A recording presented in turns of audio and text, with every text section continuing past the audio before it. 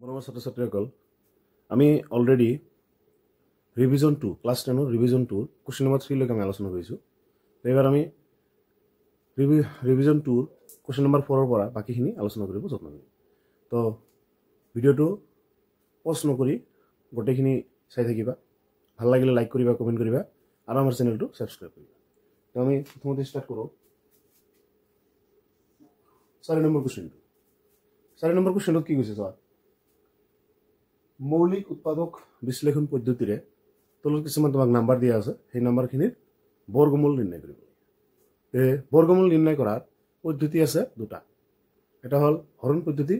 এটা আছে উৎপাদক বিশ্লেষণ বা চুটি হৰণ বুলি কোৱা হয় ইয়াক কেতিয়াবা তো মৌলিক উৎপাদক বিশ্লেষণ পদ্ধতিৰে কোনো সংখ্যাৰ বৰ্গমূল কেনেকৈ নিৰ্ণয় কৰে এটা আমি আজি শিকিম তে হৰণ পদ্ধতিৰ ডেভেলপ পিছত শিকি আছো তো আগত আমি শিকিম মৌলিক উৎপাদক বিশ্লেষণ পদ্ধতি তো প্ৰথমত কোশ্চেনটো তোমাক দিয়া আছে 1764 ইয়াৰ কি ওলাব লাগে বৰ্গমূল উলিয়াব লাগে তো বৰ্গমূল উলিয়াবলৈ ইয়াক প্ৰথমতে তোমালোকে আগৰ ক্লাছত পাই আহিছা মৌলিক উৎপাদক বিশ্লেষণ পদ্ধতি মানে কি ইয়াক এনেকৈ লিখি প্ৰথমত সিস্টেমত এনেকৈ বহাই লোৱা হয় তাৰ পিছত ইয়াক ভাঙাই দিয়া হয় ইয়াক মৌলিক উৎপাদক বিশ্লেষণ মানে মৌলিক সংখ্যাৰ গুণফল হিচাপে ইয়াক কি কৰা হয় লিখি দিয়া হয় এনেকৈ ভাঙি দিয়া হয় প্ৰথমত তো কি কৰা এবাৰ লাষ্টত কিমান আছে 4 আছে 4 হল কি যুগ্ম সংখ্যা 4 যেহেতু যুগ্ম সংখ্যা হয় তো কোনো এটা সংখ্যাৰ শেষত যুগ্ম সংখ্যা যদি দেখা তেনেহলে সেই সংখ্যাটো তুমি 2 এৰে হৰণ কৰিব পাৰিবা তো প্ৰথমতে 2 দি হৰণ দিয়া এই 2 দি যে হৰণ তুমি প্ৰথমতে এক ঘৰ লোৱা এক ঘৰত দেখা যায় 1 আছে তো 1 ৰ মাজত 2 নাযায় যেহেতু 2 ডাঙৰ 1 টো সৰু সেইকাৰণে তুমি কি কৰিব পাৰা 1 ৰ পিছত আৰু এটা ঘৰ ল'ব পাৰা কিমান হ'ব তেনেহলে 17 তে 2 এবাৰ 17 ৰ মাজত কিমান বাৰ যায় 2 17 ৰ মাজত যাব কিমান বাৰ 8 বাৰ 2 8 গুণ 16 বাকি থাকে কিমান 1 এই একটো লৈ 6 ৰ আগত বহাই দিয়া এটা তোমাৰ এনেকৈ হ'ব 6 তো আছেই এই একটো লৈ অলপ যোগ কৰিব নোৱাৰা এই যেটো 2 8 গুণ 16 হ'ল বাকি থাকে কিমান মাত্ৰ 1 এই 1 টো তুমি 6 ৰ লগত প্লাস কৰিব নোৱাৰা এই 6 ৰ আগত বহাই দিবা কিমান হ'ল তেনেহলে 16 হ'ল এবাৰ 2 এই 16 ৰ মাজত কিমান বাৰ যায় 8 বাৰ এবাৰ থাকিল কি এবাৰ থাকিল লাষ্টত 4 ৰ মাজত কিমান বাৰ যায় 2 বাৰ তো প্ৰথম স্টেপ কমপ্লিট এবাৰ সেকেন্ড স্টেপ এবাৰো এই সংখ্যাটো যেটা আছে 882 লাষ্টত কিমান আছে 2 আছে আৰু 2 এটা কি যুগ্ম সংখ্যা আৰু যেহেতু যেতিয়ালৈকে তুমি কোনো এটা সংখ্যাত যুগ্ম সংখ্যা পাই থাকিবা তেতিয়ালৈকে সংখ্যাটো কি হ'ব 2 এৰ হৰণ যাবই এইবাৰ কি আছে 2 2 8 ৰ মাজত কিমান বাৰ যায় 4 বাৰ 2 8 ৰ মাজত কিমান বাৰ যায় 4 বাৰ 2 2 ৰ মাজত 1 বাৰ এবাৰ গল যি সংখ্যা পালো এবাৰ 441 এই সংখ্যাটোৰ লাষ্টত তুমি লক্ষ্য কৰা তাত আছে 1 1টা হল কি এটা অযুগ্ম সংখ্যা আৰু এটা অযুগ্ম সংখ্যা হলে সেই সংখ্যাটো কেতিয়াও 2 এৰ হৰণ নাযায় তেনেহলে যেহেতু এই 441 2 এৰ হৰণ নাযায় এবাৰ এক কেনেকৈ কৰি তে 2 যদি নাযায় তেনেহলে আমি চিন্তা কৰিম 3 যায় না 3 যোৱাৰ ৰুলছটো হল এনেকুৱা এতে যিকেটা সংখ্যা আছে যিকেটা অংক আছে 441 এটা অংক কেটা প্লাস করা 4 + 4 + 1 ইকুয়াল টু 9 তো এই অংক কেটা প্লাস কৰিলে কিমান পাব তুমি 9 পা আৰু 9 টো কি 3 ৰ যেটো পুৰণৰ ঘৰৰ নেউতা আছে 3 ৰ যেটো টেবল সেই টেবলত তুমি চাব পাৰা এই 3 টেবলত 9 আছে তো মানে কি 3 3 গুণ 9 যেহেতু 9 সংখ্যাটো 3 ৰে বিভাজ্য হয় সেই কাৰণে এই 441 যেটো আছে এইটো 3 ৰে হৰণ যাবই 3 ৰে হৰণ যোৱাৰ নিয়মটো হল এনেকুৱা যি সংখ্যাৰ মাজত তুমি হৰণ দিব বিচাৰিবা সেই সংখ্যাটোৰ যিবিলাক অংক আছে গঠন প্লাস কৰিবা প্লাস কৰিলে যি আহিব যদি হেতু 3 ৰে হৰণ যায় তেনেহলে সেই সংখ্যাটো 3 ৰে হৰণ এতে কিমান আছে এবাৰ প্ৰথমত 3 দিয়া তো 3 4 ৰ মাজত কিমান বাৰ যায় 3 4 ৰ মাজত যাব 1 বাৰ বাকি থাকে 1 মানে 3 ৰ গুণ 3 হল এটা আছে 4 4 পৰা 1 বাকি থাকে এই 1 টো লৈ এই 4 আগত বহাই দিয়া যেনেবা আগত আছে 4 1 বহাই দিলে কিমান হ'ব 14 তো কিমান হ'ব 3 14 ৰ মাজত 4 বাৰ বাকি থাকে কিমান 2 কাৰণ 3 4 গুণ 12 আছিল কিমান 14 14 ৰ পৰা 2 বাদ দিলে কিমান 14 ৰ পৰা 12 বাদ দিলে কিমান থাকিব 2 তো এবাৰ এই 2 লৈ এটা এক আছিল এই 1 ৰ আগত 2 টো বহাই দিয়া কিমান হ'ব 21 এবাৰ 3 821 হ'ব কিমান হ'ব 321 কিমান হ'ব 7 এবাৰ আকৌ আমি টেস্ট কৰিম তোৰ 2 3 ৰে হৰণ যায় না তো চোৱা কি আছে 1 + 4 কিমান হ'ব 5 5 + 7 কিমান হ'ব 12 আর 12 কি হবে তোমার 3 ৰে ডিভাইড হ'ব সেই কাৰণে এই সংখ্যাটো যেটা আছে 147 এইটো তোমাৰ কি 3 ৰে ডিভাইড হ'ব তো 3 দিয়া 3 12 কিমান হ'ব 3 4 গুণ 12 বাকি থাকে 2 এই 2 লৈ এতে 7 আছে যে 7 ৰ ঠিক আগত পাই কিমান হ'ব 27 আর 27 এর মধ্যে 3 কিমান বার যায় 3 9 যায় 27 এবার আমি আরো লক্ষ্য করি এই যেটো লাস্ট যে নাম্বার পাবো 49 এটু 3 এর হন যায় না এটু 49 49 এর মধ্যে 3 না যায় কারণ কি হয় 4 আর 9 প্লাস করলে কিমান হবে 13 হবে আর 13 টু কি 3 রে ডিভাইড নয় এই কারণে আমি কি করি আরো একটা সংখ্যা আছে যেনে 7 আছে তে জি সংখ্যার মধ্যে তুমি এটা বস্তু ক্লিয়ারলি মনত রাখিবা জি সংখ্যার মধ্যে 3 না যায় সেই সংখ্যার মধ্যে 6 না যায় 9 না যায় আৰু এটা আছে জি সংখ্যাৰ মাজত তোমাৰ 2 না যায় সেই সংখ্যাৰ মাজত 4 না যায় 8 না যায় তে বাকি থাকে কি বাকি থাকে 5 আৰু 7 তো এই সংখ্যাটো আমি জানো আমি যদি 77 পূৰণ কৰো কিমান আহিব 49 হ'ব তো ডাইৰেক্ট লিখি দিয়া তাই 7 7 যা 49 তে এনেকৈ আমি এটো যিটো পদ্ধতিত আমি ভাঙিলো সেই পদ্ধতি কোৱা হয় মৌলিক উৎপাদক বিশ্লেষণ নাইবা কেতিয়াবা তোমাক কোৱা হ'ব চুটি হৰণ পদ্ধতি তে তোমাক যেনেকৈ নহওক কিয় ফৰ্মুলা কিন্তু এটাই কেনেকৈ ভাঙিব ভাঙাৰ পিছত এক যেহেতু বৰ্গমূলৰ কথা কৈছে আৰু বৰ্গমূলৰ প্ৰতীক হল কেনেকুৱা এটো এনেকৈ লিখে বৰ্গমূলৰ প্ৰতীক আৰু এনেকৈ মানে কি ইয়াক কোৱা হয় বৰ্গমূলৰ প্ৰতীক স্কয়াৰ ৰুট বুলি কয় ইংলিছত কয় স্কয়াৰ ৰুট এটো কয় স্কয়াৰ ৰুট তো এটো কয় বৰ্গমূলৰ চিহ্ন হল স্কয়াৰ ৰুট ইংলিছত কয় স্কয়াৰ ৰুট তো এনেকৈ লিখা যেহেতু বৰ্গমূলৰ কথা কৈছে এনেকৈ লিখাৰ পিছত এই 1764 এটো তুমি যেটো ভাঙাইছা তেতে যি কেটা হল জোৰা জোৰা মিলি এটা এটা লোৱা জোৰা জোৰা মিলি যদি এই 2 আছে দুটা 2 স্কয়াৰ লিখা এটো 3 আছে কেটা দুটা তো 3 স্কয়াৰ লিখা 7 আছে কেটা দুটা এবাৰ লিখা 7 স্কয়াৰ তাৰ পিছত এটো 2 স্কয়াৰ মানে 2 কেটা আছে দুটা আছে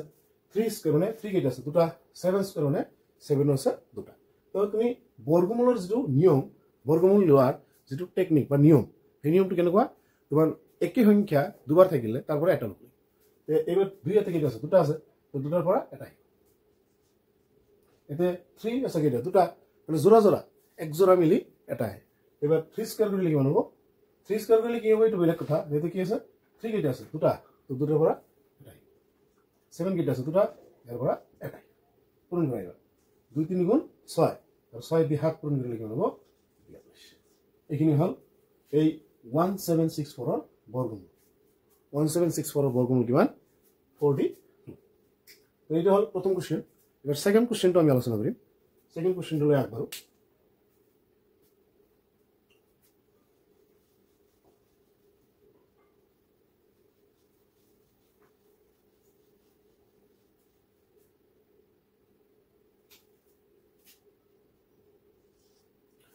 সেকেন্ড কোশ্চেনটো কৈছে 9216 ইয়াৰ বৰ্গমূল লাগে কি পদ্ধতি মৌলিক উৎপাদক বিশ্লেষণ পদ্ধতি ইয়াকো এনেকৈ ভাঙি দিব লাগিব 9216 তো ইয়াৰ যদি তুমি বৰ্গমূল উলিয়াব খোজা ইয়াক বৰ্গমূল উলিয়াবলৈ মৌলিক উৎপাদক বিশ্লেষণ পদ্ধতিত ভাঙিব লাগিব ভাঙাৰ প্ৰথম ট্ৰিক্সটো মই কি কৈছিলো লাষ্টৰ অংকটো সদায় লক্ষ্য কৰিবা এতে লাষ্টৰ অংকটো কি আছে 6 আছে তো 6 এটা কি যুগ্ম সংখ্যা হয় যেহেতু 6 এটা যুগ্ম সংখ্যা সেই কাৰণে 9216 সংখ্যাটো 2 ৰে হৰণ যাব তেটো প্ৰথম 2 লিখা তে 2 9 এর মাঝে কিমান বার যায় পুরো 2 এর ঘন কত হয় 2 4 গুণ 8 এতিনা হলে 2 9 এর মাঝে 4 বার বাকি থাকে 1 কারণ 2 4 গুণ 8 হলে বাকি থাকে কিমান এটা আছে কিমান 9 থাকিব কিমান 1 একটা বহাই দিয়া লাস্ট কিমান আছে তাই হলে তার এক ঘর পিছত আছে 2 2 কিমান 12 এবার 2 12 মাঝে কিমান বার যায় 6 বার তে 2 12 মাঝে 6 বার গল এবার যাব 2 1 এর মাঝে যায় নাকি 2 1 এর মাঝে না যায় আর যার মাঝে না যায় তার হলরে এটা আমি কি দিম 0 দিই তো 2 1 এর মাঝে না যায় 0 এবার এই দুটো মিলে আটা এবার 16 হবে 2 হল মাঝে কিমান বার যায় 8 এই হল প্রথম স্টেপ এবার সেকেন্ড স্টেপ আছে এইটো তো লাস্ট কিমান আছে 8 আর এইটো কি হয় যুগ্ম সংখ্যা আর সেই কারণে এই সংখ্যাটোৰ মাজত 2 যাব 2 4 এর মাজত 2 বার 2 6 এর মাজত কিমান বার যায় 3 বার 2 0 এর মাজত 0 বার 2 8 এর মাজত 4 বার আকৌ এই যে 2304 আহিল ইয়াৰ লাস্টত কি আছে 4 আছে তো সেই কাৰণে এটো কি হ'ব 2 যাব 2 1 2 3 এর মাজত কিমান বার যাব একবার বাকি থাকিব কিমান 1 10 2 5 10 এবার কি হবো 2 হয়ে গেল 2 2 11 মাস কিমান 5 বার এক বাকি থাকে 15 2 2 হাত গুণ 14 বাকি থাকে কিমান 1 12 2 6 গুণ 12 2 5 এর মাজত 2 বার বাকি থাকে 1 2 গুণ 4 1 বলে দিল 17 2 হাত গুণ 16 বাকি থাকে 1 16 2 হাত গুণ 16 তার পিছত 2 1 2 এর মাজত একবার 2 8 এর মাজত 4 বার 2 8 এর মাজত 4 এইবার 144 হইছে আমার যেটো টেবল আছিল 12 স্কয়ার করলে কিমান হ'ব 144 এটো 12 * 12 লিখি তো আমার শর্টকাট মানে জলদি কৰিব পাৰো তোমালোকে 1 এৰ পৰা 30 লৈকে যদি মুখস্থ থাকে এই তোমালোকেও কৰিব পাৰি 30 বুলি নহয় তোমালোকে 1 এৰ পৰা 100 লৈকে একচুয়ালি মুখস্থ ৰাখিব লাগে কাৰণ এইবিলাক কেতিয়াবা কিছুমান অংক কৰাত শৰ্টলি কৰিবলৈ হলে মই এইবিলাক এই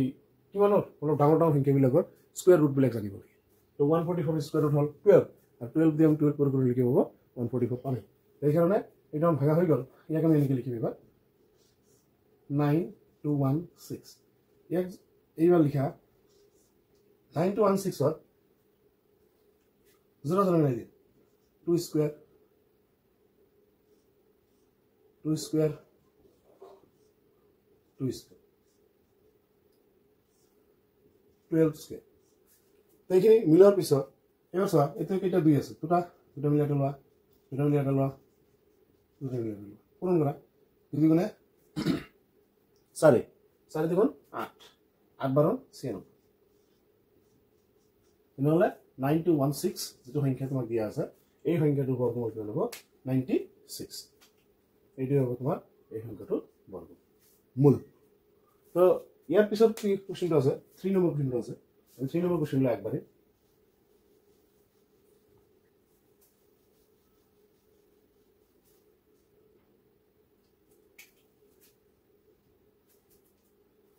double 7 double 4 774 এই সংখ্যাটো দিয়া আছে এই সংখ্যাটোৰ কি লাগে বৰ্গমূল তো বৰ্গমূল উলিয়াবলৈ হেই একে স্টেপ বাৰে বাৰে একে স্টেপে লিখিব লাগিব 2 দিবা 2 যাব 7 ৰ মাজত 3 বাৰ বাকি থাকে কিমান 1 এটা বহাই দিয়া কিমান 17 2 হাত গুণ 16 বাকি থাকে 1 কিমান 14 2 হাত গুণ 14 2 2 দিয়া 2 যাব 3 একবার বাকি থাকে 1 18 3 গুণে 18 এটা কিমান হ'ব 7 2 3 গুণ 6 বাকি থাকে 1 এগুলো হল 12 2 6 গুণে 12 তারপর দেখো 2 2 9 গুণ 18 বাকি থাকে 1 এটা কিমান হ'ব 13 2 6 গুণে 12 বাকি থাকে 1 16 2 আর গুণ 16 2 9 এর মাজত 4 বার বাকি থাকে 1 1 লৈ এটো বহাই দিয়া 16 2 আর গুণ 16 2 8 এর মাজত 4 বার তারপর 2 4 এর মাজত 2 বার 2 8 এর মাজত 4 বার 2 এই 2 এর মাজত 4 এর মাজত 2 বার 2 2 এর মাজত একবার 2 4 এর মাজত 2 বার 2 2 এর মাজত একবার এটা হল 121 আর 121 এর বর্গমূল হল তোমার 11 11 11 গুণ 121 এবার কাম করা এদিকে বহাই দিয়া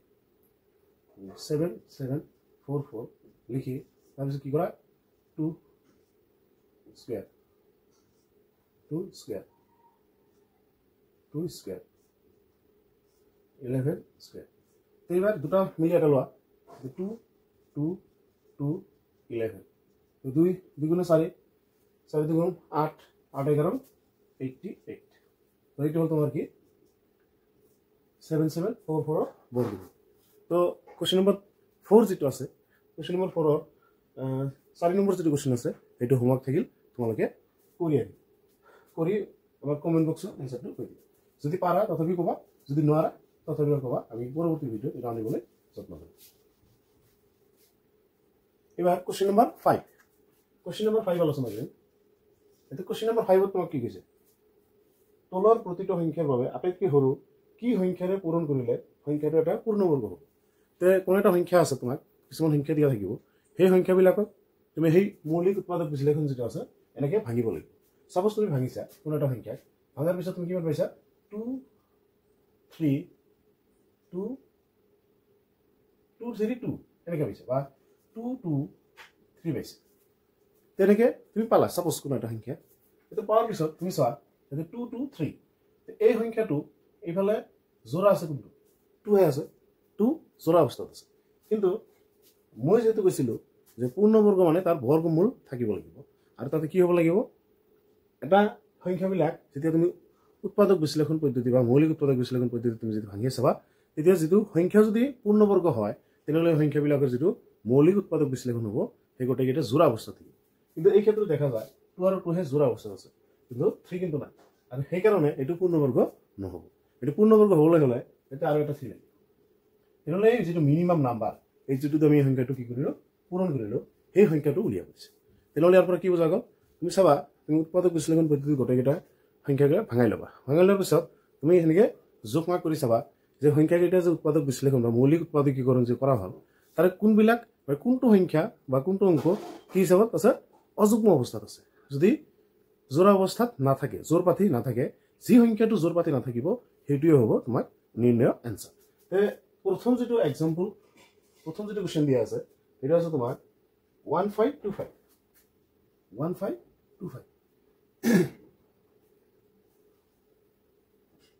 এই 1525 ক তুমি এনেকৈ ভাঙি দিয়া সিস্টেম এটাই খেল উৎপাদক বিশ্লেষণ পদ্ধতিত ভাঙিব কি আছে 1525 ক লাষ্টত কিমান আছে 5 আছে 5 টা কি অযুগ্ম সংখ্যা এটা কি দিনা যায় 5 টু কি দিনা যাব 2 দি ধৰণ না যায় আৰু এই কাৰণে এই সংখ্যাটো 2 ধৰণ না যায় এবাৰ 3 দি জানা নাই চেক কৰি চোৱা 15 প্লাস 6 6 প্লাস 2 কিমান হ'ব 8 8 প্লাস 5 13 তো এইটো 3 দাও না যায় তেনেহ'লে এবাৰ 4 দি না যাব কাৰণ 2 না যায় এবাৰ তুমি 5 দি চেষ্টা কৰা লাষ্টত 5 আছে না 5 আছে তো 5 আৰু 0 যদি থাকে লাষ্টত তেনেহ'লে সংখ্যাটো কিমান দি যাব 5 এর হৰণ যাব তো 5 দি দিয়া 5 15 মাজত 3 বাৰ 5 2 ৰ মাজত যায় নেকি না যায় 0 দিয়া এটা 25 তো 5 25 মাজত কিমান যাব 5 বাৰ এবাৰ আৰু 5 আছে তো 5 দি যাবই তো 5 দিয়া 5 30 মাজত কিমান বাৰ যায় 6 বাৰ আৰু থাকে 5 আছে মাজত 1 বাৰ এবাৰ তুমি চোৱা এটা আছে 61 61 এটা মৌলিক সংখ্যা আৰু মৌলিক সংখ্যা বিলাকক কিন্তু তুমি ফাৰ্দাৰ ডিভাইড কৰিব নোৱাৰা এবাৰ এক কি হ'ব জানা এক লিখা যায় নেকি 5 into 5 into 61 এবাৰ চোৱা এই সংখ্যাটো পূৰ্ণবৰ্গ হ'ব কেতিয়া এতিয়া চোৱা 5 আৰু 5 এইটো জোড়া অৱস্থাত আছে 61 ৰ কিন্তু কোনো জোড়া নাই 61 ক আৰু ভাঙিব নোৱাৰা আৰু এই কাৰণে এতে যদি তুমি আৰু এটা 61 দিয়া তেনেহ'লে এই সংখ্যাটো কি হ'ব পূৰ্ণবৰ্গ হ'ব কাৰণ দুটা দুটা জোড় পাতি থাকিব লাগিব তো ইয়াৰ পৰা কি বুজা গ'ল যে এই সংখ্যাটো যেটো 61 আছে এটো কিন্তু জোড় পাতি থাকা নাই তে লিখিব পারে নেকি 15 এতেকে 1525 ক 61 মেরে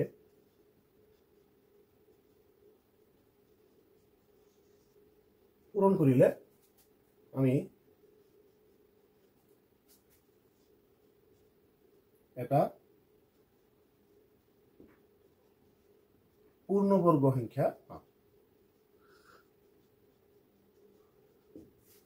এই 1525 ক আমি 61 এৰে পূৰণ কৰিব লাগিব পূৰণ কৰিলেহে কি হ'ব এটা পূৰ্ণবৰ্গ সংখ্যা পাম এটা হল 65 61 বুলি নহয় এটা চাব লাগিব যেটো অযুগ্ম অৱস্থাত আছে এবাৰ চাওক এটা 5 আৰু 5 জোড়া 61 আৰু 61 আৰু এটা থাকিব লাগিছিল কিন্তু নাই এই কাৰণে এই 61 এ হ'ব এনে এটা সংখ্যা এটা মিনিমাম নাম্বাৰ কাৰণ সেই মিনিমাম নাম্বাৰটো যদি আমি এই নাম্বাৰটো মাল্টিপ্লাই কৰো তেতিয়াহ'লে কি পাম এটা পূৰ্ণবৰ্গ সংখ্যা পাম এইবাৰ আমি 2 নম্বৰ 5 2 নম্বৰ কোৱেশ্চন লৈ যাম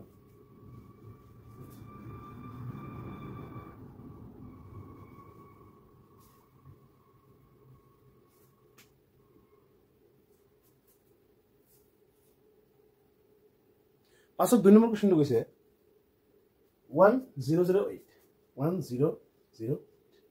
তো ইয়াক তুমি ভাঙি দিয়া প্ৰথমত লাষ্টত কিমান আছে 8 আছে আৰু এইটো কি হয় যুগ্ম সংখ্যা সেইকাৰণে 2 দি যাব 2 1 ৰ মাজত না যায় 10 ৰ মাজত কিমান 5 বাৰ 0 ৰ মাজত 0 আৰু 8 ৰ মাজত 4 2 5 ৰ মাজত 2 বাৰ বাকি থাকে 1 10 2 5 গুণ 10 এতে 2 2 ৰ মাজত 1 বাৰ 2 5 ৰ মাজত 2 বাৰ বাকি থাকে 1 6 2 12 ৰ মাজত 6 বাৰ 2 6 ৰ মাজত 3 বাৰ তাৰ পিছত 3 3 6 ৰ মাজত 2 বাৰ 3 এই 1 ৰ মাজত 3 ৰ মাজত 1 বাৰ 3 7 বাৰ এবাৰ তুমি এনেকৈ ভাঙাৰ পিছত এনেকৈ লিখা 2 পূৰণ 2 পূৰণ 2 পূৰণ 2 এটা হ'ল 4টা আৰু 3 পূৰণ 3 পূৰণ 7 তে তুমি লক্ষ্য কৰা এতে 2 আৰু 3 এইকেইটা কিন্তু জোড়া যুগ্ম অৱস্থাত আছে জোড়া জোড়া জোড়া এটা জোড়া মিলছে কিন্তু 7 এর কিন্তু জোড়া মিলা নাই মানে জোড় পাতি থাকে নাই তো ইয়াৰ পৰা এইটোৱে বুজা গ'ল যে 7 is the minimum number which to be multiplied with 1008 to obtain a square piece যদি কি আছে পারফেক্ট স্কয়ার যদি পাবো খোজা তেনেহ'লে তুমি কি হ'ব লাগিব এই যিটো 7 আছে এই 7 দি এই নাম্বাৰটো মাল্টিপ্লাই কৰিব তেনেহ'লে তুমি কিমান পাবা এটা পাৰফেক্ট স্কুৱেৰ নাম্বাৰ ইয়াৰ পৰা কি বুজা গ'ল যে এই 7টোৱে হ'ব আমাৰ এনচাৰ তে লিখা এতেকে 100 8ক 7 পূৰণ কৰিলে আমি এটা পূৰ্ণবৰ্গ সংখ্যা পাম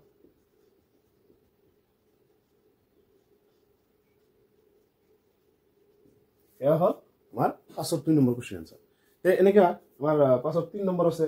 4 নম্বৰলৈকে আছে তে তোমালোকে এই দুটাও কৰিব যত্ন কৰিবা পাৰিলে কৰিবা নোৱাৰিলে আমাৰ কমেন্ট বক্সত কৈ দিবা যে পাৰা নাই আমি এইটো পৰৱৰ্তী ভিডিঅ'ত আনিব যত্ন কৰিম তো প্ৰথম আমি এই 6 নম্বৰ কুৱেশ্যনলৈ আগবাঢ়ো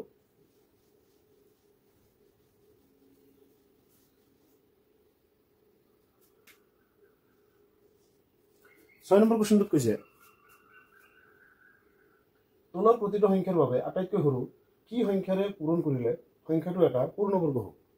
পূৰণ নহয় এবাৰ কৈছে হৰণ ইয়াৰ আগত কি কৈছিল পূৰণ কৈছিল এবাৰ কৈছে কি হৰণ যে কোন সেই সংখ্যাটো কি সংখ্যাৰে হৰণ কৰিলে এটা পূৰ্ণবৰ্গ সংখ্যা হ'ব একে কথা যদি তোমাৰ হৰণৰ কথা আহে তেনেহ'লে আমি খালি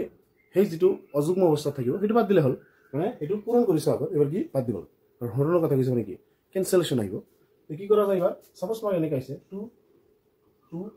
3 এই দুটা জোড়া আছে এইটো কি জোড়া নাই মানে কি ইয়াক যদি তুমি 3 দি ডিভাইড কৰি দিয়া কি হ'ব 3 দি কেনসেল যাব থাকব কিমান কিন্তু এইটো জোড়া আছে না নাই আছে সেই কাৰণে এটা কি হ'ব আমাৰ হেইটোই হ'ব সংখ্যা তো এই আনসাৰটো কোনটো হ'ব 3 আৰু 3 দি আমি ডিভাইড কৰিলে হে এই সংখ্যাটো কি হ'ব এটা পূৰ্ণ বৰ্গ হ'ব তো ইয়াৰ পৰা এইটো বুজা যায় এই 2 আৰু 2 এনেকৈ থাকে যদি সাপোজ এনেকৈ থাকে এই 2 into 2 into 2 into 3 তো ইয়াৰ পৰা চোৱা এইটো কিন্তু জোৰ পাতি আছে কিন্তু আৰু এটা 2 আছে আৰু এটা 3 আছে এই দুটা কিন্তু জোৰ পাতি থাকা নাই তেনেহ'লে হৰণ কৰিব যদি যোৱা তেনে কি দি কৰিবা এই কি কৰিবা যি দুটা জোৰ পাতি থাকা নাই সেই দুটা মাত্ৰ পূৰণ কৰি দিবা কি হ'ব 2 3 গুণ 6 হ'ব তেনেহ'লে এই সংখ্যাটো তুমি এই 6 ৰে কি কৰিব লাগিব ডিভাইড কৰিব লাগিব তেনেহ'লে কি হ'ব এই দুটা জোড়া থাকি যাব আৰু যেটো জোড়া থাকিব হেইটো হ'ব তোমাৰ পূৰ্ণবৰ্গ সংখ্যা হ'ব এইবাৰ ইয়াৰ ক্ষেত্ৰত আমি एग्जांपल লৈ আলোচনা কৰিম 1 নম্বৰ কোৱেশ্চনটো কি কৈছে 1 নম্বৰ কোৱেশ্চনটো কৈছে 468 এই 468 যেটো সংখ্যা আছে এই সংখ্যাটো কি কৰিব লাগে কি মিনিমাম নম্বৰে ডিভাইড কৰিলে এই সংখ্যাটো কি হ'ব এটা পূৰ্ণবৰ্গ হ'ব আমি কি কৰিম প্ৰথমতে এই এক স্টেপ 468 এনেকৈ ভাঙি দিয়া 2 4 মাজত দুইবাৰ 2 4 মাজত তিনিবাৰ 2 8 মাজত চাৰিবাৰ 2 2 মাজত একবাৰ থেকে 1 14 7 3 দি দিয়া 3 যাব 11 মাজত 3 3 গুণ 9 বাকি থাকে 2 27 3 গুণ 27 তাৰপিছত 3 13 বাৰ তেছা এটা কিমান আমাৰ যেটো পাইছা হেটো লিখা আছে 2 into 2 into 3 into 3 into 3 তো ইয়াতে এই দুটা জোড়া এইটো কিন্তু জোড়া থাকা নাই তেনেহ'লে এই আমাৰ এইটোৱে হ'ব এই নিৰ্ণয় সমাধান লিখা এতেকে 13 এতেকে লিখা নিকে 468 বা এই সংখ্যাটো 13 ৰে হৰণ কৰিলে আমি এটা পূৰ্ণবৰ্গ সংখ্যা পাম আমি এটা কি পাম পূৰ্ণবৰ্গ সংখ্যা পাম এই 468 যদি আমি 13 ৰে ডিভাইড কৰো তে এনেকে পাছত 2 নম্বৰ কোৱেশ্চন আগবাৰো পাছত নহয় 6 2 নম্বৰ কোৱেশ্চন আগবাৰো 2 নম্বৰ কোৱেশ্চনটো কি হৈছে 1584 তে এই সংখ্যাটো আমি কি কৰিব লাগে আমি চেক কৰিব লাগে কি মিনিমাম সংখ্যাৰে এই সংখ্যাটো ডিভাইড কৰিলে আমি এটা পূৰ্ণবৰ্গ সংখ্যা পাম তো ইয়াকো এনেকৈ ভাঙি দিয়া একে নিয়মটো একে তো 2 15 মাজত 7 বাকি থাকে 1 18 2 গুণ 18 দুইবাৰ তো 2 7 মাজত তিনিবাৰ বাকি থাকে 1 19 2 গুণ 18 বাকি থাকে 1 12 6 2 একবাৰ 2 চাৰিবাৰ বাকি থাকে 2 একবাৰ যায় বাকি থাকে 1 18 19 2 গুণ 18 বাকি থাকে 1 16 8 বাৰ 2 19 মাজত 9 বাৰ বাকি থাকে 1 16 18 2 গুণ 18 তো 3 দি দিয়া 3 যাব কিবা 11 বাৰ 3 11 নহয় 3 যাব 3 বাৰ 3 যাব 3 বাৰ 3 দি দিয়া 3 যাব 11 তেনেকৈ লিখাৰ পিছত তুমি চোৱা একেনকৈ লিখিব পাৰা 2 কেইটা আছে 1 2 3 4 তো 2 into 2 into 2 into 2 into 3 into 3 into 11 এটা চোৱা এই দুটা জোড়া আছে এইটো জোড়া আছে এইটো জোড়া আছে এইটো কিন্তু জোড়া এই আনসারটো কোনটো হ'ব তেনেহলে এটাকে 1584 ক 11 এৰে হৰণ কৰিলে আমি এটা পূর্ণবর্গ সংখ্যা পাম এবার 6 এর 4 লৈকে কোশ্চেন আছে 6 এর 1 2 3 4 তেয়ারও আমি দুটা কৰি দিলো বাকি দুটা তোমালোকে কৰিব যত্ন কৰিবা সিস্টেমটো এইটোৱে তো যদি কিবা নোৱাৰা তেনে কমেন্ট বক্সত কৈ দিবা আমি কৰিবলৈ যত্ন কৰিম এবাৰ আমি 7 নম্বৰ কোশ্চেন লৈ আগবাঢ়ো